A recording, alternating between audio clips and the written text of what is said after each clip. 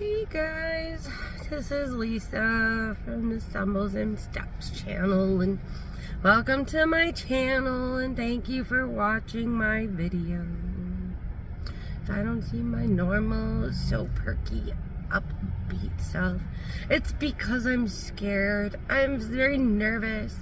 I am having, let me consult my handy dandy Toy Story notebook.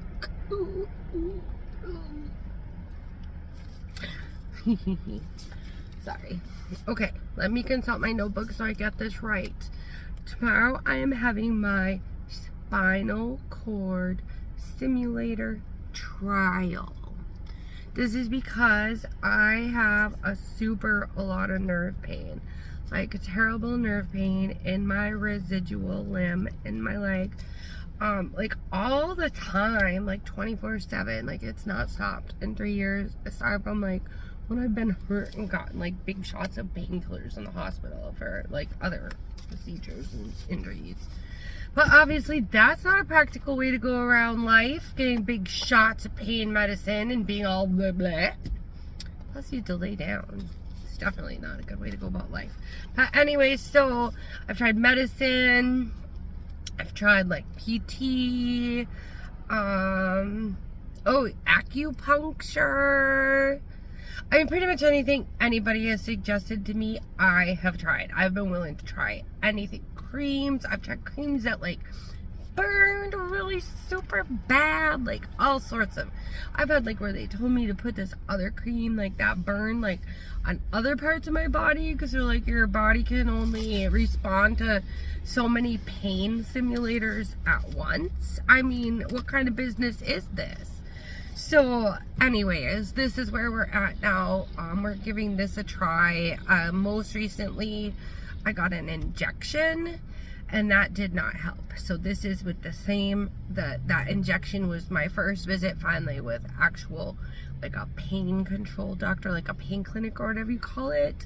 The pain doctor, I don't know, they had a name for it when they called.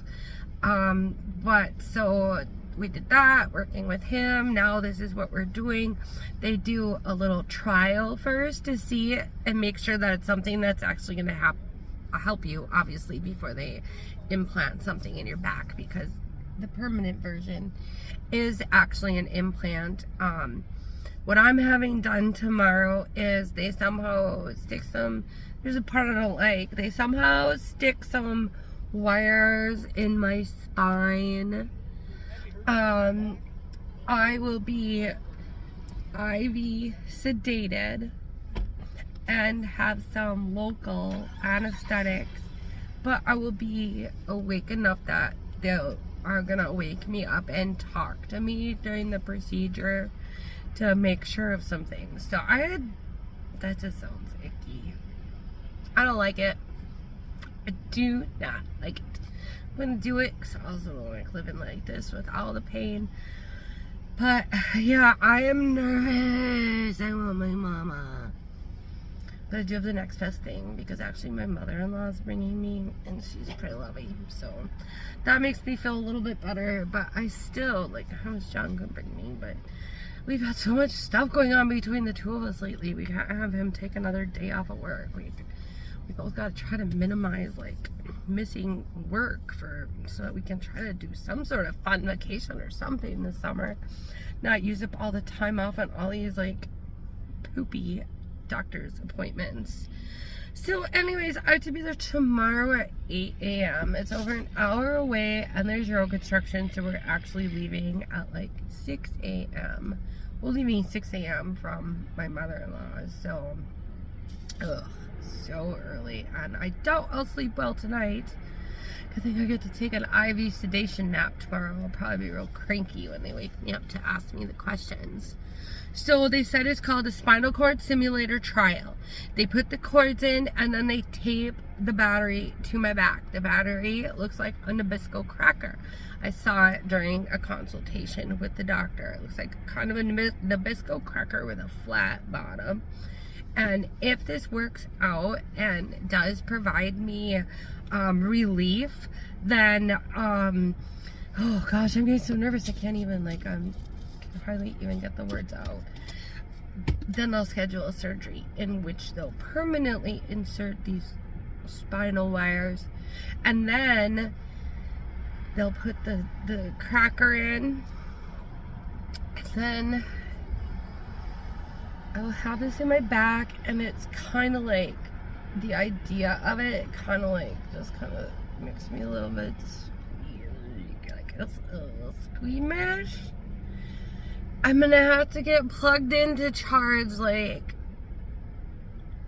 I already have a prosthetic leg, and now I'm gonna have like some robot part in my back. Like,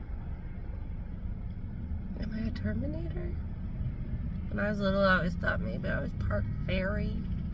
Now it turns out I might be part Terminator or a robot. Am I the real life bionic woman? I remember that show. I'm old, but I'm not quite that old. But my mom said that to me. She said I'm like Linda somebody. I don't know. I should Google it. But anyways, all the usual. 6 hours before, nothing to drink, and have clear liquids up till 2 hours before. Have to have a driver, can take my regular meds. All that. I'm very nervous. Oh, IV sedation. So IV is like such a bad word for me because there's like these really big crows or ravens. I don't know, I've been seeing them a lot. Is that a bad sign? Also, there's a full moon, or last night there was a full moon, and tomorrow's Friday the 13th. I'm having wires stuck in my back on Friday the 13th. Does that even seem like a good idea?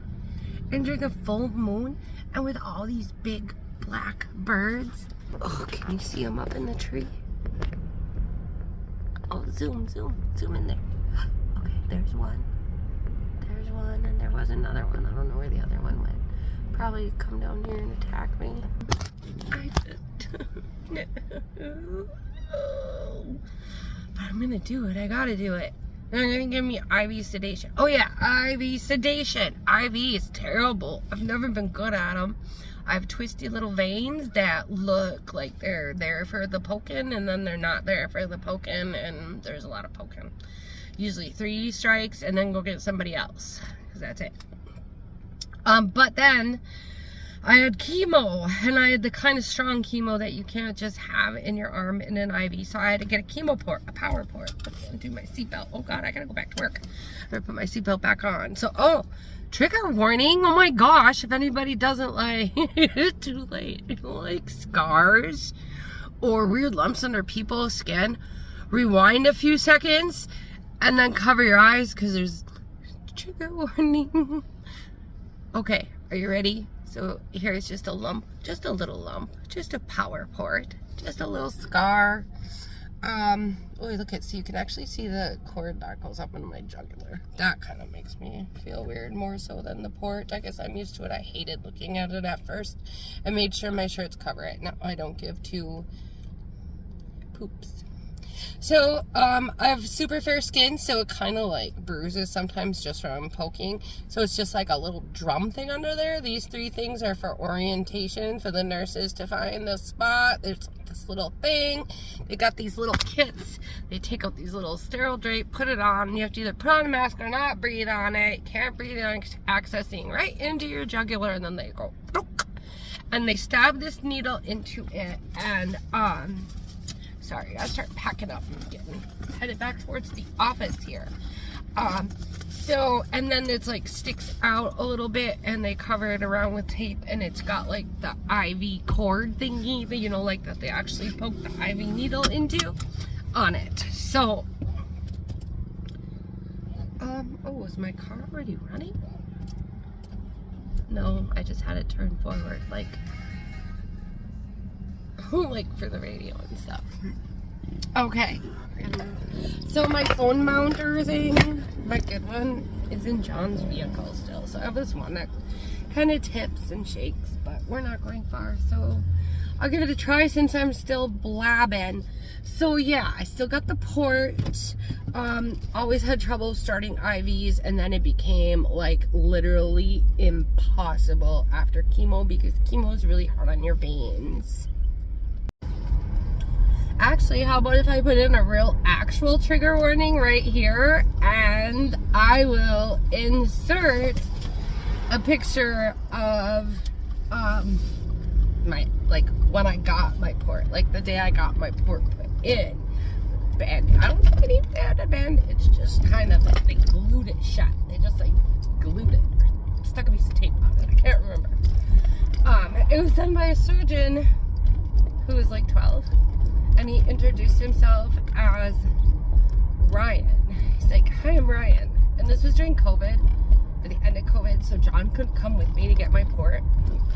So I was like, "Hi, I'm Ryan," and I'm like, "What are you doing in here?" Like, and why does somebody else, like, I thought he wandered in, like maybe he was here with his mom or something, and like, why can you be here and my husband can't be here, even though it was my fiance at the time during our 15-year engagement or whatnot.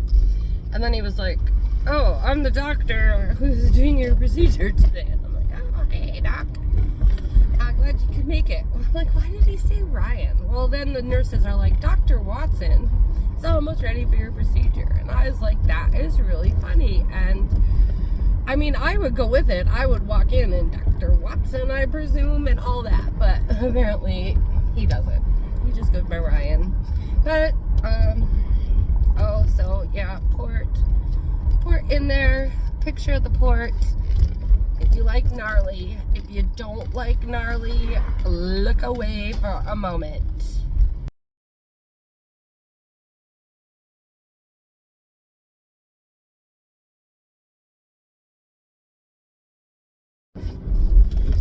And the reason I still have it is because of my, like I said, veins already were bad and now are terrible, like shot. And up until current, my scans, my post-cancer scans are like, have been every 3 months for the last 3 years, like 3-4 months. And that's pretty often, and they need an IV for those, and they need an IV that actually can handle contrast, has the IV contrast. So I've kept my port for that reason. Starting, I'm having scans in August, and that'll be like 4 months since my last ones. And after that, if all is good, knock on wood, do whatever things are. Somebody do it for me. Kleenex is made out of wood. Close enough. I suppose I gotta add paper too. So anyways, trees. Knock on trees. I'm probably gonna get it removed after that. After like 1 or 2 more scans, because I think I can tough it out for the IV if it's like every 6 months rather than every 3. It's only like twice a year that they're trying to do it, and then whatever various times. Usually like getting a little bit of blood is they can get in 1 or 2 pokes. 3 strikes hair out for them too, but sometimes they do it like they can poke your finger. There's a lot of ways to get enough blood for like that sort of like checkups and stuff like that. Whew, okay, here I am back at work. Wow, that was a lot of nervous chit chat about my procedure. Oof, back to work. I have 2 hours to go. A lot on my mind. Got my mind on my procedure, on my mind. Among other things, it's just a very stressful time in poor Lisa G's life. So stressful, I must talk about myself in the third person and use my full name. No, I'm just kidding. Alright. Well, okay. I don't know if this is the end or if I will be back with more updates pre-surgical. If I'll receive any more information or if anything to add to this. But I'm trying to get really better.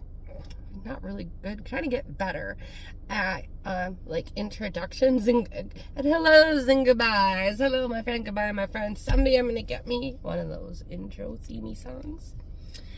But until then, I'm just gonna practice actually wrapping up a video instead of just saying see you later and shutting it off and then never coming back So if I don't come back, thanks so much for watching. I really appreciate having you here and having somebody to talk about all my little ins and outs and ups and downs as I stumble and step my way through doing life as a baloney amputee. Yeah, so if you're watching still, somebody, if you're here, press the like or leave a comment, say a little hello, or subscribe or share or any of those other wonderful things that let me know that I'm not talking 100% to myself. So that's probably all right too. Okay, I better go back to work. See you later. If not,